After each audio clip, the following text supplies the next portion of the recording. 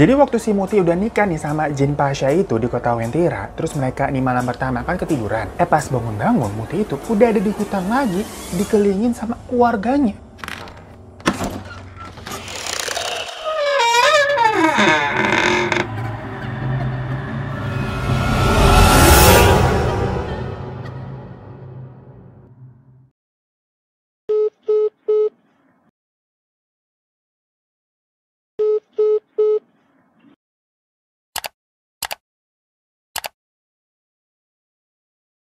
Gengs, sekarang waktu dulu suka nggak sih main game yang berbau-bau pertanian? Dimana kita bisa berkebun, bangun-bangun rumah, panen-panen tanaman. Yang aduh, seru banget ya game kayak gitu ya. Berasa jadi petani dadakan tanpa harus kotor-kotoran.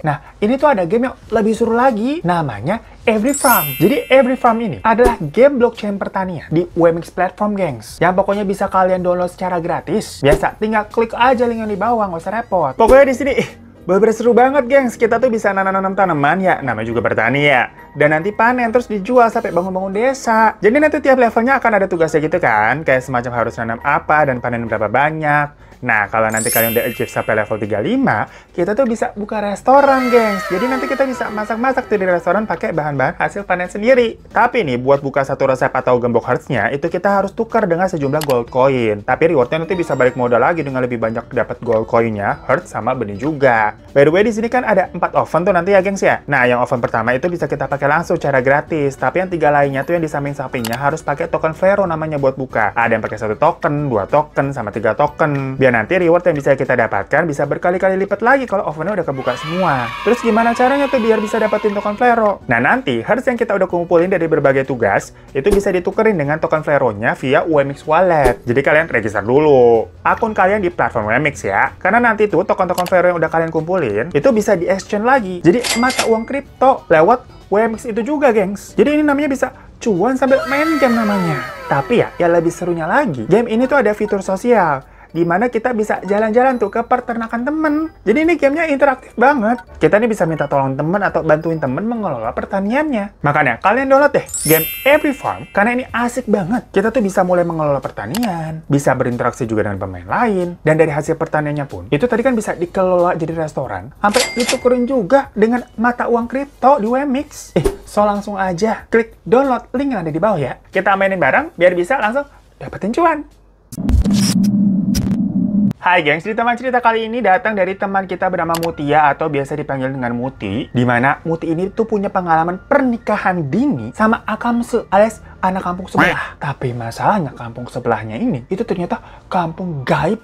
Jadi si Muti ini tuh menikah dengan jin. Wah, lama-lama teman cerita itu penuh dengan hal-hal yang benar-benar apa kabar dunia ya. Tapi spoiler aja, maksudnya teman cerita itu kan hanya menampung semua cerita-cerita kalian yang emang udah email. Jadi untuk hal-hal yang bertanya, ini ceritanya nyata atau enggak, ya kita balikan lagi kepada si pemilik cerita. Soalnya kan gue bener-bener cuman menceritakan aja. Yang mana semuanya itu bukan pengalaman gue pribadi, jadi ya gue nggak tahu. Yang jelas tapi tidak ada settingan-settingan, apalagi ngubah-ngubah ceritanya. Ya karena semuanya itu pure dari cerita yang memang gue terima. Kalau ditulisnya begitu ya di ceritanya juga begitu. Makanya kita dengerin dulu aja yuk. Bagaimana sih ceritanya? Nah, Muti ini tuh lahir dan besar di daerah Torwe, Sulawesi. Yang lokasinya sekitar katanya 70 km dari kota namanya Wentira. Yang mana kota Wentira ini itu adalah kota gaib, gengs. Tapi sebenarnya kalau 70 km jarak segitu ya nggak ada deket-deket amat juga ya. Lumayan jauh. Nggak beber sama anak kampung sebelah berarti ini. Tapi kok bisa si Muti kenal sama orang Wentira? Nah, kita mundur dulu yuk. Sewaktu Muti ini masih puber, dimana Muti memang mengaku kalau dia ini tipe-tipe yang lumayan bandel pas puber. Soalnya dari SD dia aja udah punya pacar. Dan cipokan pertamanya tuh waktu dia kelas 3 SMP. Pacarnya kelas 1 SMA. Tapi pokoknya mereka udah putus lah. Yang namanya juga cinta monyet. Lanjut nih pas Muti SMA, udah setahunan ngejomblo. Waktu di kelas 2 SMA-nya di sekitar tahun 2002. 2002. Muti sering banget mimpi dikejar-kejar ular. Sampai suatu malam, si Muti mimpi lagi kan dikejar ular lagi nih. Sampai dia mau jatuh tuh, keprosok ke dalam jurang. Tapi di dalam mimpinya itu, ada sosok laki-laki yang muncul. Nyelamatin dia, gengs. Dan ularnya ditangkap pakai tangan. Terus dilempar ke jurang sama laki-laki itu. Kayak adegan sinetron. Nah, semenjak itu, ajaibnya, si Muti udah nggak pernah mimpi ular lagi nih. Malahan seringnya mimpi didatengin cowok yang nyelamatin itu. Cuman maksudnya di sini juga Muti nggak didatengin tiap hari ya. Sesekali tapi lumayan sering lah. Yang katanya mukanya tuh 11-12 sama Pasha Ungu. Waktu masih muda mirip begitu katanya. Bukannya apa-apa kan Pasha dulu ganteng ya. Makanya di sini Muti mikirnya, oh mungkin karena gue emang ngefans banget nih sama band Ungu waktu itu. jadinya sampai sering kebawa mimpi begitu kan. Sampai dikira itu apa ya, Pasha Ungu kali ya gua mimpi ya. Mohon maaf, ini jadi berasa cerita reality show zaman dulu juga yang mimpi kali ya. Tapi kok dipikir-pikir, mimpi yang dialami sama Muti ini, itu lama-lama kok kayak adegan bersambung ya? Soalnya kalau biasanya kita mimpi itu kan suka random nggak jelas, suka absurd kan runtutannya. Tapi kalau mimpinya si Muti ketemu sama sosok itu, kayak urut aja gengs, kayak kerasa beneran. Nah, di dalam mimpinya juga beberapa kali Muti bertanya, kayak, kamu sebenarnya siapa? Kok ketemu terus? Tapi laki-laki itu cuman senyum aja, dan nggak jawab apa-apa. Kan bikin gregetan ya, karena nggak tahu nih namanya siapa. Dan nganggapnya itu mukanya mirip Pasha Ungu kan. Jadilah si Muti ini ngide manggilnya itu Pasha begitu. Dan adegannya mereka selalu ketemu dalam kondisi yang sama gitu geng. Langitnya kayak sore-sore terang dan lokasinya selalu ketemunya itu di kebun belakang rumahnya si Muti. Sampai suatu waktu di dalam mimpinya itu, waktu si Muti ketemu lagi sama Pasha ini, Muti kayak langsung bilang, Pasha jadian yuk. Jadi agak geragas juga si Muti nih. Dan si Pasha ini lagi-lagi tetap diam aja sambil senyum. Maksudnya dia nolak kagak, tapi jawab juga enggak begitu. Cuman si Muti emang udah geragas nih, udah agresif. Itu langsung mencium Pasha. Dan mereka ya udah tuh ciuman cukup hot. Ya ala-ala mungkin mimpi basah gitu kali jatuhnya ya. Tapi ini kan si Muti cewek, jadi mimpi basahnya nggak kayak cowok. Cuman pas bangun-bangun, lehernya Muti kayak banyak merah-merahnya gitu. Dilihat di kaca kayak bekas cupangan. Lah Muti merasa ada yang aneh nih. Tapi bukannya serem gitu ya. Dia malah memang menikmatinya. Dan happy, berasa beneran punya pacar. Dan semenjak itu, yang tadinya kayak si sosok Pasha ini, itu datang di mimpinya Muti nggak rutin kan. Semacamnya kayak 1 atau 2 kali seminggu lah. Tahu-tahu sekarang tiap malam nongol mulu. Bahkan yang Muti mengasumsikan kalau dia ini udah jadian ya sama Pasha, diapelin mulu tiap malam. Dan mereka kayak sering gandengan tangan. Beber kayak orang pacaran pada umumnya lah. Tapi di pikirannya Muti, itu semuanya hanya kayak cuma mimpi yang cukup ajaib aja kan. Nah, si Muti tergoda nih buat nyobain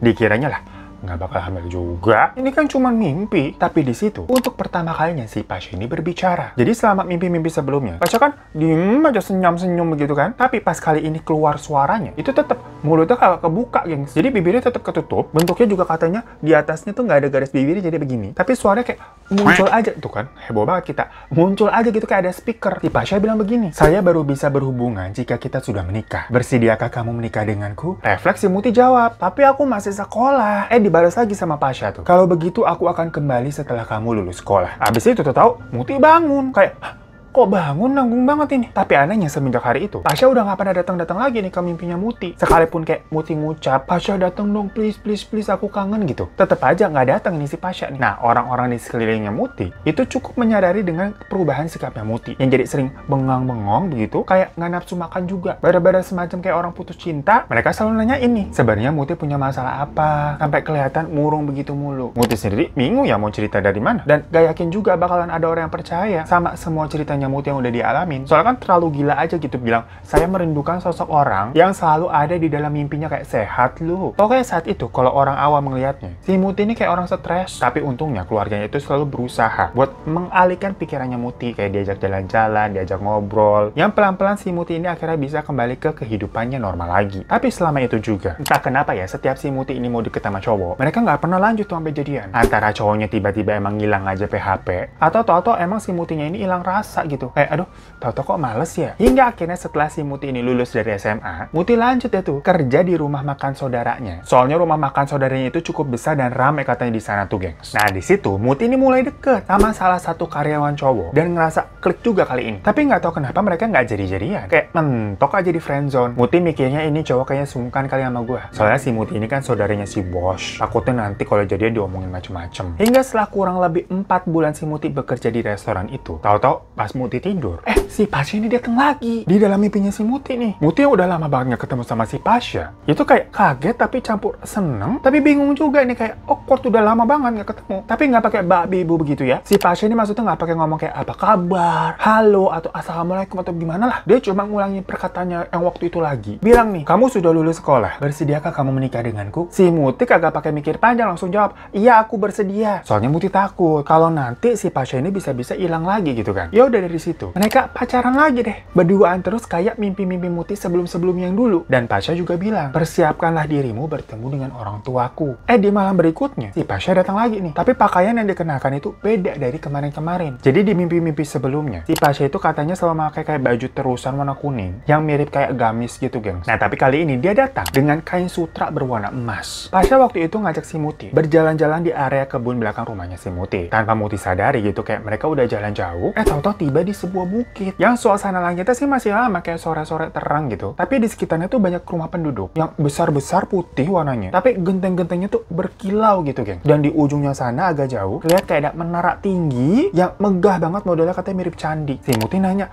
ini kita di mana? Kata si Pasha, ini tempat tinggalku, Kota Uentira. Nah, sebelumnya si Muti kan emang udah sering juga ya dengar nama Kota Uentira dari penduduk sekitar. Seketika juga dia tersadar kalau berarti si Pasha ini adalah sosok jin dari Kota Uentira. Pokoknya kota yang dia lihat itu gambarannya kurang lebih sama persis dengan cerita orang-orang yang pernah dia dengar. Muti akhirnya dibawa tuh ke rumahnya si Pasha. Rumahnya sih bukan rumah besar, tapi gentengnya juga berkilau emas gitu, geng. Waktu Muti masuk ke dalam, di sana dia disambut nih sama bapak dan ibunya Pasha. Perawakan bapaknya ini tuh mirip banget sama si Pasha, tapi versi tuanya sekitar umur 50 tahunan gitulah. Dan perawakan ibunya ini cantik banget. Kayak masih muda yang umurnya kelihatan jauh banget dari bapaknya, tapi kulitnya pucet gitu ya. Terus rambutnya hitam panjang sepinggul. Nah, sang ibunya sama nih, nggak punya garis bibir juga begini. Tapi katanya kulitnya bagus banget gitu. Sampai si Muti ini minder. Nah, Muti disambut dengan sangat ramah. Dia duduk nih di ruang keluarga. Yang di mejanya tuh udah disediakan ada air putih, ada air kayak merah kayak semacam sirup, terus ada beberapa roti dan makanan-makanan yang nggak pernah dilihat sama si Muti. Pokoknya semua itu memang sengaja disediakan memang karena Muti datang. Nah, dari obrolan mereka di ruang keluarga itu, ternyata Muti baru tahu kalau Pasha ini adalah setengah jin dan setengah manusia. Tapi bedanya, jin di sini tuh ibunya. Sementara bapaknya Pasha tadi, itu dulunya manusia, sama kayak Muti. Makanya sang ibu itu perawakannya masih kelihatan muda banget dan sang bapak itu memang lebih berumur. Yang kalau dilihat nih kayak ada om-om nikah sama remaja begitu. Nah, di situ Pasha baru mengungkap kalau nama aslinya, mohon maaf, nggak boleh di-spill katanya, geng. Jadi kita ngomongnya tetap masih Pasha aja ya, nama alias. Dan ternyata pokoknya kalau seumurannya manusia, itu umurnya Pasha 32 tahunan. Tapi kalau umur bangsa jin, itu udah lebih dari 100 tahun. Nah, kalian inget kan perkenalan pertamanya Muti yang waktu diselamatin dari ular itu? Ternyata itu bukan sekedar mimpi, gengs. Melainkan memang Muti pada saat itu, sukmanya tuh ditarik sama jin jahil ke dimensi mereka. Karena Muti ini katanya darahnya bau, yang mana itu disukai sama para jin. Dan kebetulan si Pasha pada saat itu lagi melintas mengawal orang kerajaan. Dan pas ngeliat Muti langsung jatuh hati pada pandangan pertama. Nah, di kota Uentira itu, si Pasha ini memang bertugas sebagai abdi dalam kerajaan sana. Tapi Pasha ini maksudnya bukan jenderal berpangkat atau anak putra kerajaan atau yang bagus-bagus gimana gitu. Biasa aja, Pasha itu dari golongan rakyat biasa, abdi biasa. Cuman golongan rakyat di sana pun itu semuanya mapan dan sejahtera ya. Kotanya bagus banget katanya. Di situ Muti juga dibilang kalau Muti ini mau menikah dengan Pasha, berarti Muti ini harus menetap di kota itu selamanya. Karena jatuhnya kan harus ikut suami nih. Yang berarti sekalinya mau menetap, Muti berarti harus meninggalkan seluruh keluarganya di dunia manusia. Seperti si ayahnya si Pasha. Setelah penjelasan panjang lebar, Muti diminta ya udah kamu pamit dulu ke orang tua. Supaya nanti Muti tidak menyesal. Dan keluarga yang ditinggal itu juga tidak terlalu merasa kehilangan lah tahu Muti itu kemana. Ya udah dari sana Muti dibawa balik lagi sama si Pasha. Tahu-tahu mereka ini berada di halaman kebun belakang rumahnya Muti. Gak lama tahu-tahu Muti terbangun. Dan pas dilihat waktu menunjukkan jam 10 pagi. Karena dirasa udah telat juga buat kerja, Muti izin nih ngakunya sakit lagi datang bulan. Nah, hari itu pokoknya Muti sempat galau nih, dia pikir, duh,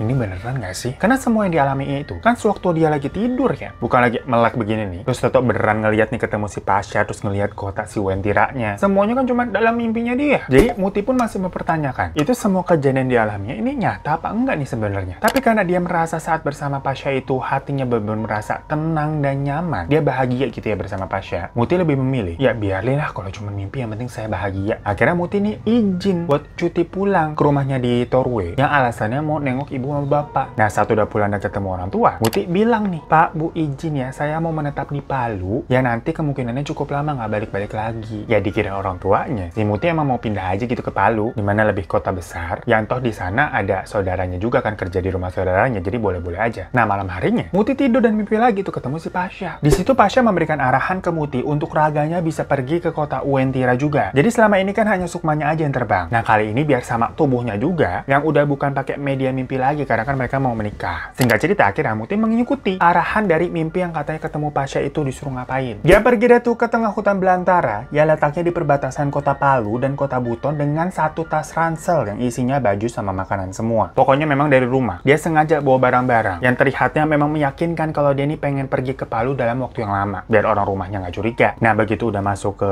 dalam hutan, dari balik pohon muncul si Pasha, langsung menghampirinya dengan senyum yang sumringah. Nah, kali itu Muti ini bener-bener merasakan semuanya tuh terasa nyata. Soalnya kan sebelum-sebelumnya cuma mimpi ya. Tapi kali ini beneran ketemu dalam keadaan sadar nih pas sadar gitu. Nah, Muti tapi disuruh ninggalin tasnya di hutan situ. Dan mereka memasuki hutan lebih dalam lagi. Sampai akhirnya mereka tiba di kota Wentira yang sama persis tuh. Sama yang ada di mimpinya Muti sebelumnya. Keadaan langitnya juga sama, gengs. Masih tetap kayak gitu-gitu aja, sore-sore terang. Dan ternyata begitu sampai di rumahnya Pasha, itu semuanya udah kayak siap-siap dilangsungkan untuk pernikahan mereka. Tapi pernikahan di sana katanya itu berbeda dengan pernikahan yang kayak di alam kita di sini, dimana perempuannya nggak harus dandan ataupun pakai baju ribet-ribet. Soalnya Muti ini nggak dirias sama sekali, cuman kayak ganti baju dengan kain sutra emas yang dililit gitu kayak sari India. Nah, dalam prosesnya tapi pernikahannya itu hampir sama persis dengan kayak pernikahan seperti biasa yang ada penghulunya juga. Ya udah, akhirnya mereka resmi jadi suami istri. Sampai akhirnya mereka melakukan malam pertama sampai kecapean dan si Muti tertidur. Tapi pas bangun-bangun, Muti kira kan kayak udah pagi kayaknya esok harinya gitu. Soalnya pas dilihat kayak kok gelap. Tapi ternyata pas buka mata, dia tuh berada di hutan.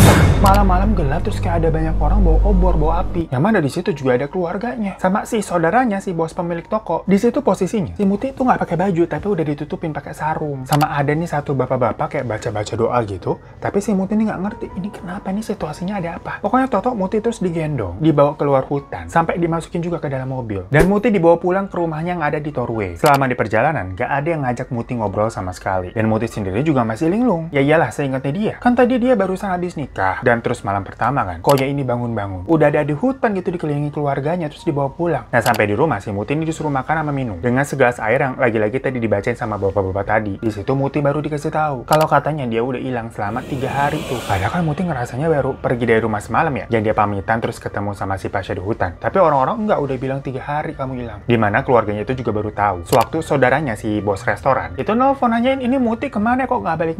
Tapi kan setelah orang tuanya, Muti udah pamitan kok katanya mau balik ke Palu, malah dalam waktu yang lama kan katanya. Terus sampai seharian ditunggu nggak ada kabar, barulah pada panik. Nah, si gebetannya Muti tadi tuh yang di restoran yang cuma friendzone, itu bilang memang kalau gelagatnya Muti kadang suka aneh, kelihatan kayak ngomong sendiri. Makanya, si saudaranya bos restoran itu minta tolong ke kenalannya si bapak-bapak ini yang orang pintar, yang baca-baca doa dari tadi, buat nerawang ini si Muti kemana, di mana. Yang katanya memang si Muti ditarik ke dunia jin. Ya udah, dari situ mereka tuh akhirnya nyari ke hutan tempat si Muti pergi dan nemuin bener ada tasnya Muti kan ditinggal. Ya udah, pada ngelakuin ritual lah di situ buat narik balik si Muti. Tapi mendengar penjelasan seperti itu, si Muti malah justru marah sama keluarganya waktu itu. Dia bilang kenapa dia harus ditarik lagi nih ke dunia manusia. Yang notabene-nya dia udah nikah, udah bahagia tuh di dunia sana. Sampai si Muti jadi kayak orang gila, kayak manggil-manggil Pasha dengan nama aslinya, berharap minta dijemput lagi. Tapi sosok Pasha ini lagi-lagi hilang seperti waktu itu. Muti stres banget, persis kayak waktu si Pasha hilang pertama kali. Stresnya itu katanya sampai bikin kepala pusing dan perutnya juga sering mual. Ternyata katanya si Muti ini hamil goib, geng. Jadi gejalanya sama persis kayak orang hamil. Cuma kalau pas di tes pack gitu, statusnya kagak hamil gitu, nggak 2 garis biru. Sama si orang pintar yang narik Muti ke dunia manusia, itu dibilangin kalau Muti nggak mau gugurin anak goibnya ini saat brojol nanti, si anak ini sebenarnya nggak akan pernah bisa keluar dari tubuhnya Muti. Karena jatuhnya lahirnya di dunia manusia, bukan di dunia jin. Jadi si anak ini akan semacam numpang di tubuhnya Muti terus, yaitu akan membuat si Muti sering capek dan berefek negatif juga. Mendengar hal itu, orang tuanya bersikeras, bilang kalau ya udah pasti harus gugurin aja. Tapi sebenarnya Muti nggak mau, dia tetap maksa. Karena kan itu anaknya sama si Pasha. Cuma ya Muti yang sendirian kalah suara. Akhirnya perut Muti tuh kayak dipijit-pijit gitu, dan itu katanya rasanya sakit banget, gengs. Katanya si Muti sakitnya itu 100 kali lipat lebih sakit daripada rasanya dia dapat head. Dan di situ juga Muti sengaja ditutup mata batinnya, biar dia nggak bisa ketemu sama si Pasha lagi. Karena pada tahu nih kalau Muti sampai ketemu si Pasha, udah pasti Muti bakalan ikut balik tuh ke dunia jin. Dan hal itu sama aja kayak menyerahkan nyawanya Muti. Jadi nggak direstuin. Sampai sekarang katanya si Muti masih sering kebayang-bayang wajahnya si Pasha dan bener-bener nggak tahu gimana kabarnya. Tapi saat ini Muti memutuskan untuk menjalani hidup aja, dan dia juga masih bekerja di restoran saudaranya tadi itu. Dia nggak ada lagi tuh yang namanya niat pacaran atau hasrat mau kawin lagi. Soalnya hingga detik ini pun Muti katanya terus berharap bisa ketemu sama si Pasha lagi, gengs.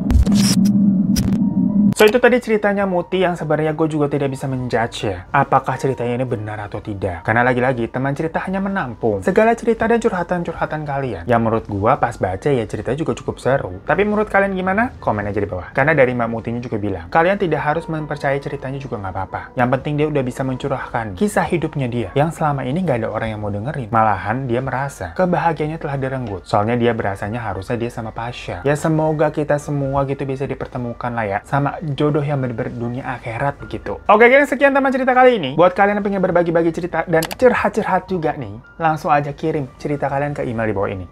Thank you semuanya, sampai jumpa lagi di teman cerita selanjutnya. Assalamualaikum.